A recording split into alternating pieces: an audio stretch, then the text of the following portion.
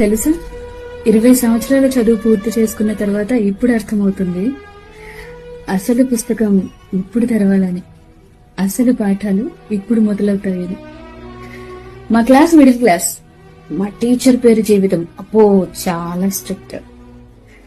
ఈ కోర్స్ లో జాయిన్ అవ్వడానికి మేము పెట్టిన ఫీజు మా అమ్మ 9 నెలలు మోసిన బరువు, మా నాన్న ఇంకా మోస్తున్న బరువు.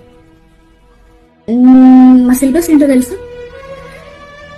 ఆకాశంలో ఆశలు, పాతాళంలో కాసులు, దగ్గరైన మనసులు, దూరమైన మనుషులు, చాలి చాలని జీవితం, లాగిస్తున్న జీవితం, నిద్రలేని రాత్రుళ్ళు, కలలు కనే పగళ్ళు.